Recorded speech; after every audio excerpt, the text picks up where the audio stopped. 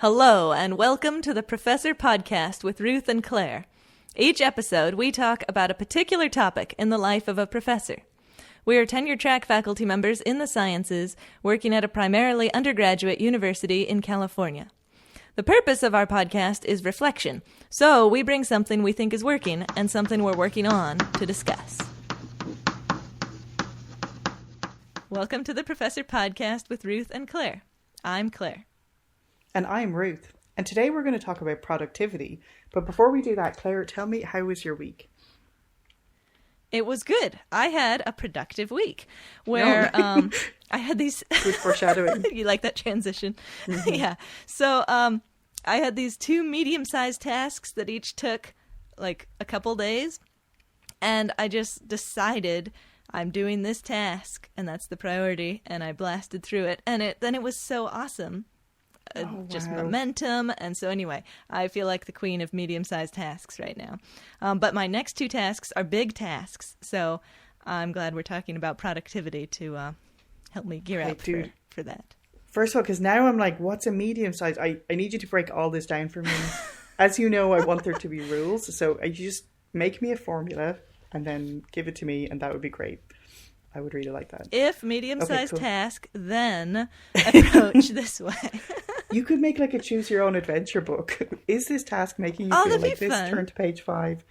Okay, I'm into it. Totally. Okay, yeah, we should do that. Okay. Yeah, perfect. Yeah, so that's my update about my week. How was your week?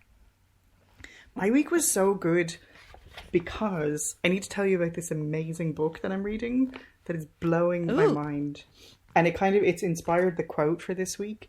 But it's a book by someone who makes another podcast, like another podcast to our podcast that I really, really like, called this Harry Potter and the Sacred Text. And his name is Casper ter Kuile. And he wrote a book called The Power of Ritual.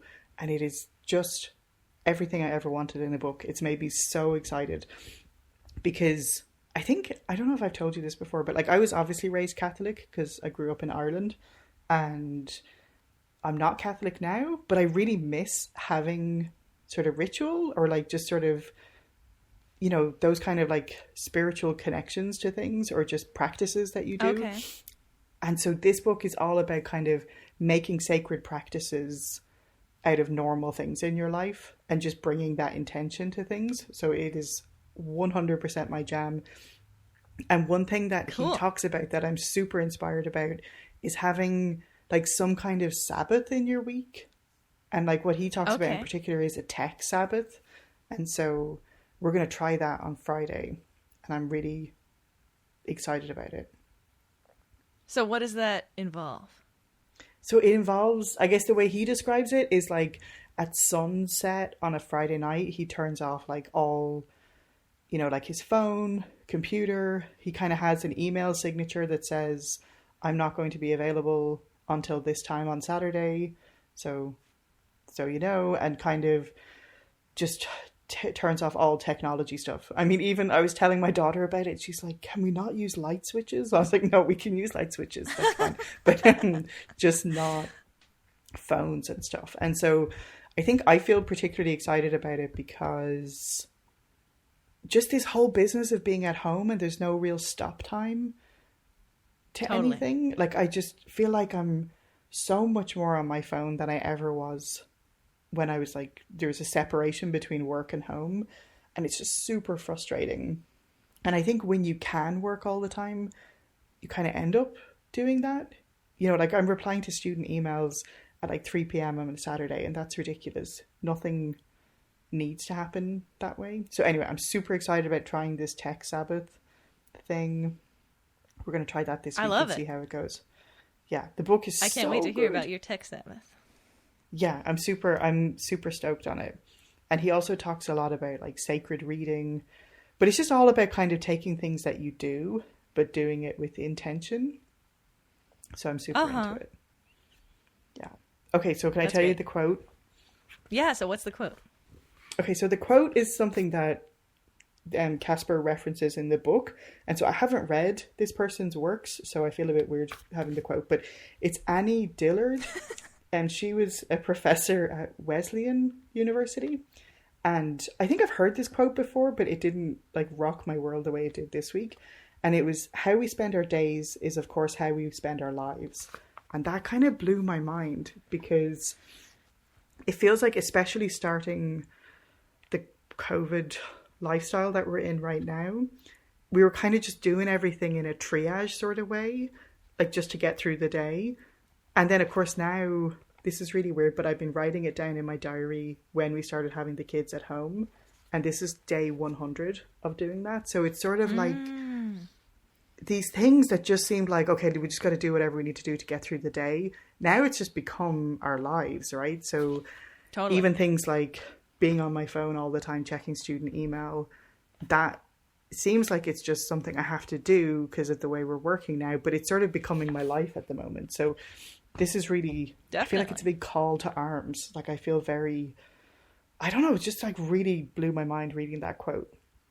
And it also made me think about today. And it's good, like productivity. But sorry, go ahead.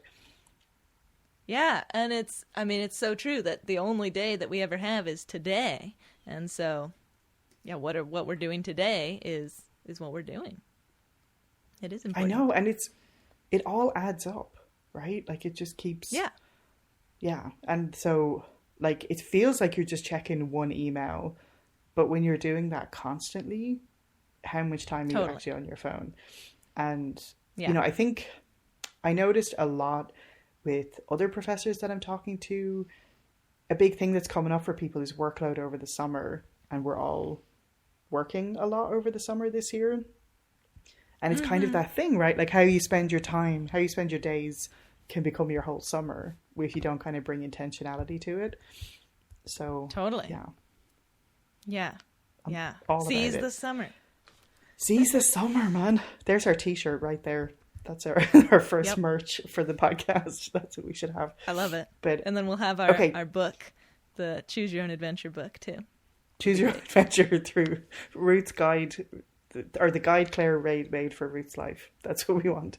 But so I'm super interested in talking about productivity with you, because you seem to have so many, like you seem to have real intentionality about how you approach your workflow. And I'm super into it. So do you want to start telling us what's working for you? Sure. Yeah. And I do like to try different things and to really see how they work. So I have 3 things that I wanted to bring up. One is having a highlight of the day, which I cannot remember where I heard about this, but it's definitely not my idea. And if I figure it out, I'll credit the person. But the idea is that you have one thing that's your highlight for that day. And it's the thing you decided is the main thing of the day. And so at the end of the day, if you've done the highlight, you were productive. And so not only does it help you at the end of the day feel productive, but it also helps you during the day decide what to work on at any given time. And you can decide when you're going to work on your highlight, and it can be when you have a spare moment, or it can be planned, but regardless, you're going to get that highlight in there, and that's what you're doing. And that's really helped me feel more productive, and I think be more productive to have that idea. Dude. Okay, here's my first question, because my first, do you change it? Like, if you get some super dramatic email that's like, whoops, Claire, I forgot to tell you that, like, your grant is due today. Are you like, okay, new highlight? Are you like how committed are you to the highlight? I feel pretty committed to the highlight. I suppose there would be some circumstances where I might change, but I don't know. I think that would lead me to feel less productive if I had to change my mind midway through, that might be tomorrow's highlight, Yeah, and that's actually kind of, again, as soon as like I've said it out loud, I'm like, because the stuff that you kind of, when you're in the cold light of like the night before and you're actually thinking things through with relative calm, you can figure out what the highlight should be, and then it's just this reactiveness that's making me be like, oh no, but what if something comes in? But that's how you get totally derailed and just end up with your energy scattered all over the place. Totally. And this is a combating the reactiveness, because you've already decided what your highlight is. So yeah, totally. And then the other thing I wanted to mention is not letting things hang over me or letting them linger on the to-do list. Because, like even something that I'm super excited about, if it's sitting there on the to-do list, it just gets duller and duller and I don't feel excited about it anymore. So yeah, I find it effective when I can decide, if some task comes in, I'm either going to do it right away or I'm going to decide when I'm going to do it. And therefore it's, I really love the snoozing the emails feature that Gmail has now. So I sometimes snooze emails that way. Or I decide I'm not going to do it. Those are the three options. Do it, decide when to do it, or don't do it. And in that way, something's not just sitting on the to-do list, either hanging over me, guilting me, or just becoming less shiny and exciting the longer it sits there, I know, it gets stale fast. Like, it really does. Very fast. Yeah. Yeah. And then the last thing that I wanted to mention in the working section is to be really intentional about scheduling time for the things I do decide to do. So yeah, the top priority things need time without me, being distracted or wondering if I should be doing something else. So I really need to put it in there. For me, I like putting it first thing in the day, whatever my top priority thing is, my highlight. I find it helpful to put it early in the day so that, I get some momentum going. I'm already working on it. I'm feeling good. It's in the back of my mind for the whole rest of the day because I've already started. So I like that. And another technique that I've used that's similar to starting it off in the day is, have you heard of the Pomodoro Technique? It's like Italian for tomato. You have? Yeah. Is it the tomato timer? Exactly. Yeah. The idea is you decide what you're going to work on for the next 25 minutes, and you're absolutely committed to only working on that thing for the next 25 minutes. And it's only 25 minutes, so anything can wait until the end of your Pomodoro. After 25 minutes, you take a 5-minute break, and then you do another Pomodoro. And after 4 Pomodoros, you take a longer break. And so that's kind of like, it's a way of scheduling the things that you're deciding to do and really focusing on them and not letting all those reactiveness interruptions happen, Dude, I'm so glad you mentioned that, because I actually used to do that. Really? Like about 3 years ago, and it was really, really productive. And because I think a big issue I have is checking email, and just kind of getting drawn to checking email all the time. And you're right, it can totally wait 25 minutes. This is the thing I'm really trying to everybody who's asking you for something is asking it in a very desperate way. It sounds like it has to happen right that second, but it really doesn't. And it certainly doesn't have to happen in the next 25 minutes. Right. And I always find that when, as soon as I reach any old stopping point or hang up in some task, I say, oh, maybe I should just go check my email. But that's asking for the interruptions. So to have the Pomodoros to say no, first of all, whatever they're asking me can wait 25 minutes. And second of all, I need to focus on this for 25 minutes is way better for focusing. Oh, yeah. And then what are you kind of not getting to when you constantly let yourself wander off? And totally. Yeah, I think that's super. Okay, so I have questions. So do you, would you, the night before, do you break your day into these Pomodoros and then assign, this is the order of operations, these are the things I'm going to do? So I don't do that. I have a friend who does that, who I want to interview on this podcast. So maybe we'll talk to him about that. But more what I do is I decide on my highlight. I think it's very important to decide on my highlight. And then once I've decided on my highlight, I figure out how I'm going to do it. And maybe it's as simple as I'm going to work on it, at this chunk of time. Or maybe it's I'm going to do this many Pomodoros. Maybe it's I'm going to do this many Pomodoros at this time. It kind of just depends on, if my schedule is super scheduled already, then yes, I'm going to schedule it in there and claim whatever hours I need. But if my schedule is a little more open and flexible, then I might just say, straight after lunch, I'm going to do it and be a little more you know, flexible in terms of when it happens, but dedicated to it happening. Yeah. Mm-hmm.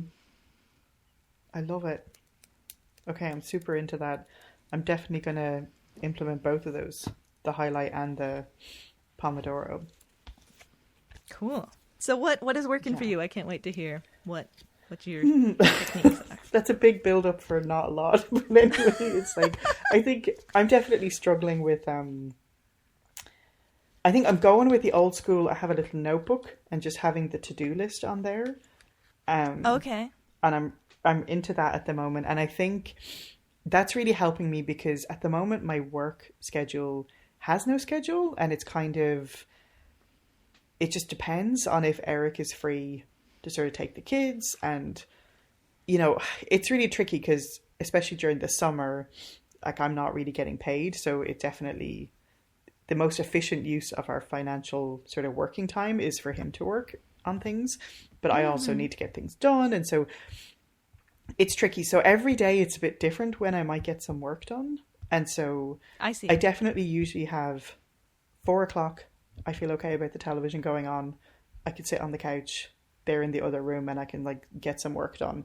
And then I've been working a lot in the evenings too. And so I find it really helpful, especially when there's these kind of snatched moments of time, to have like at nighttime, I write down this to-do list and I have it when I am calm and can have a bit of like headspace to really think about what I want to do. I can make the list for when I have no brain power and I'm super frazzled. I can like communicate with Ruth from the past who's telling me what I should be doing with that period of time. But I think I like getting a bit more specific about it because that's something that I struggle with is like, well, I'm kind of skipping to the what I'm working on. But yeah, so I find whatever practice, and it sounds really simple, but it's not something I've done before. Like normally I just show up at work and sit there and I'm like, right, so what is it I'm supposed to be doing? You know, and then trying to get, so I kind of like the idea of like, especially the night before, thinking about all the things that need to happen, putting them down. And when I put them down, I'm trying to work on making them really specific tasks. And that obviously doesn't work. But sometimes like I'll like write that grant you're supposed to write is really not helping me at all. So like write the headings for this section or, you know, that stuff. So trying to make it more and more specific. I think I said it on here before, but I saw somebody talk in grad school who said like procrastination is usually just not knowing what the next step is. And yeah, so trying to, if I'm avoiding something, it's usually because I haven't broken it down enough. Like it's too big and scary. So yeah, I'm going with so to be deliberately, yes, breaking it down so that you're able to leap in the next day. Is that the idea? Yeah, but I really, yes, exactly. But I really like the idea of you, like the highlight of the day. And I think, like it sounds, again, a bit ridiculous, but just crossing stuff off the to-do list is deeply satisfying. And everything feels so chaotic. And there can be times when you don't feel like you did anything. You know what I mean? Like it's not, especially in the work we do, it's not like, I have now painted this room and it looks completely different. Like sometimes it's just so untangible what you actually did. Do you know what I mean? Right. It's nice to have a kind of a ritual, if you will. I'm all about the rituals now, but like something that sort of says I just did something with this period of time. But I really like the idea of like making one of those the highlight. That is super cool. It seems like similar to crossing off a thing on your list. You know what you did that day and that it was productive. And sometimes too, I think a problem I have is that my list is too long and I kind of can just sit there feeling a bit overwhelmed about the list. And so I like the idea of kind of waiting. That's pretty cool. Totally. Yeah, because it's easy to feel bad that you didn't finish everything on the list when it was never possible to finish everything on the list. And if you thought, you know, it's, Yeah. So tell me, dude, what are you working on? The thing that I'm really focusing on these days is trying to remember that while I'm doing the task, remember that it's something that I want to do. And that can be tricky because, of course, any task is likely to have some aspect that I'm not as excited about. But the thing to remember is they're all part of this whole task that I did decide I wanted to do. Or say it's grading, and in many ways I don't want to grade, but I do want to give the students feedback, and I want to grade the way I'm grading. And so there are lots of actual choices and desires that I'm following here, if I remember that. And so the goal is that if I remember that, it'll help me focus on doing it and get through it a little faster, and also feel more positive about this task that I am resenting. Dude, so yeah, it's a work powerful. in progress, but that's my goal.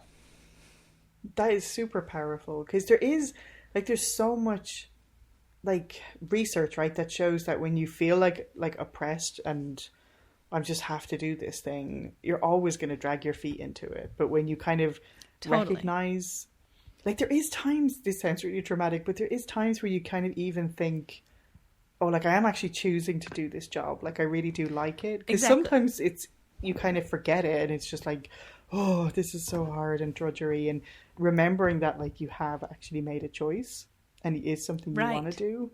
Yeah. And if you look for it, there's so many choices, infinite choices about any task, way beyond doing it or not doing it, which is also a choice. So, yeah, totally. Cool. I really like that. I'm really glad you said that. So what are you working on? I think what I'm working on is sometimes not knowing what to do when. And also, this is something that comes up as a theme a lot, is rigidity versus flexibility. When should you say, no, I assigned this time to do this thing, this is when I'm doing it, but you're just spinning your wheels and not actually achieving anything? When should you just say, okay, look, fine, today isn't the day for that, I should just move on and do this other thing?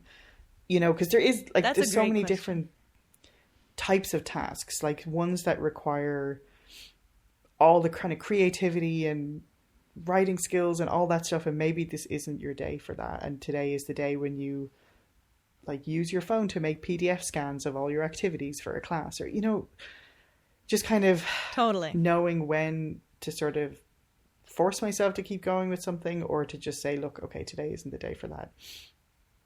That's a tricky one for me. Yeah, that's a great question.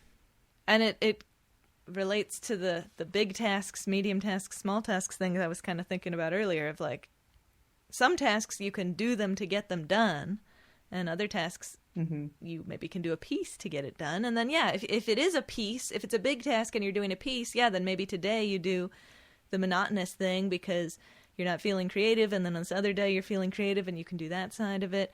So that's a good question.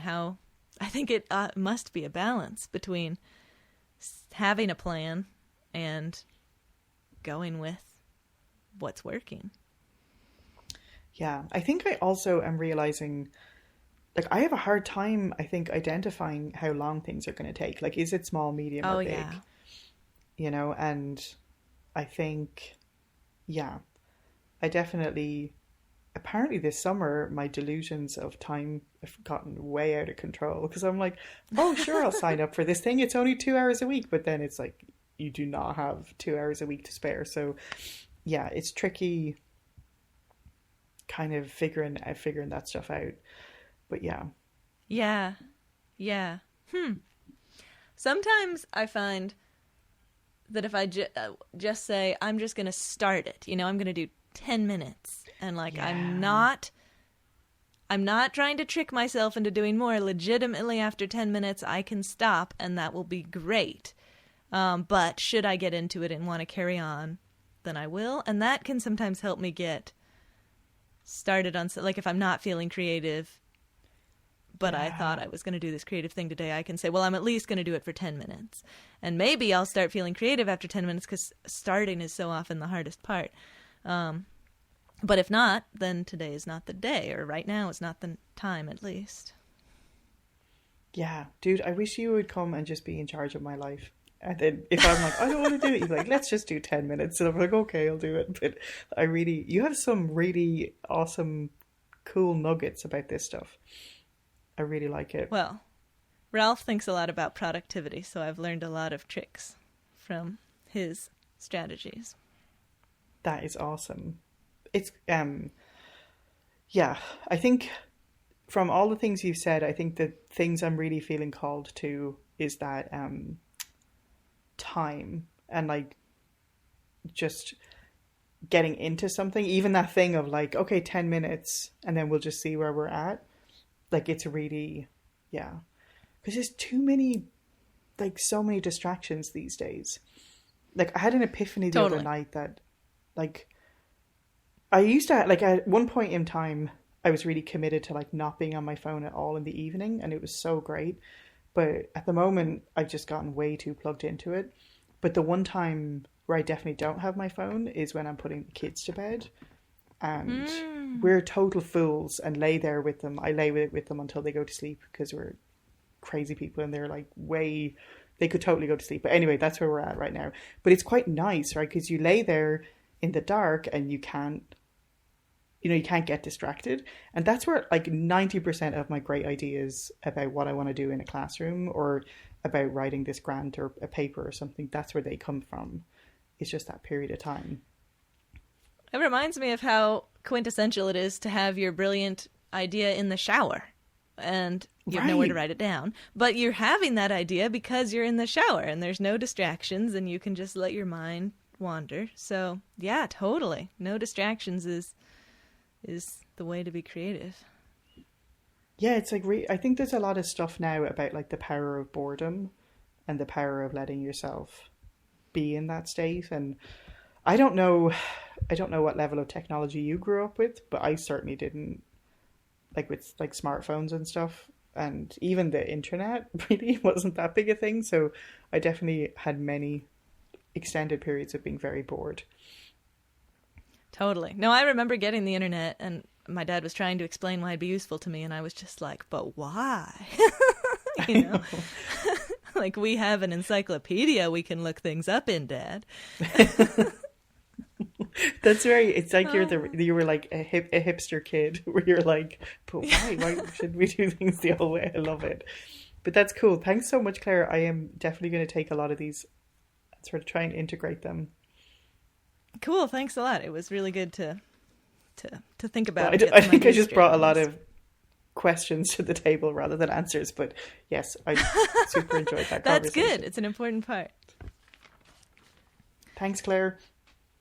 Thank you. Thanks so much for joining us on the Professor Podcast with Ruth and Claire. We're delighted to have you as a listener and we would love to hear from you. And if you want to email us, our address is contactprofessorpodcast@gmail.com. We'd love to hear any of your suggestions for future shows or professor quotes that you might want to share with us, or even just things that have come up for you when you were listening to previous episodes. And if you've been enjoying the podcast, we would love if you would spread the word. So the best way to spread word is by telling people you know if you think they should listen to it, or you can leave us a review wherever you listen to your podcasts. Thanks so much for joining us, and we'll see you next time.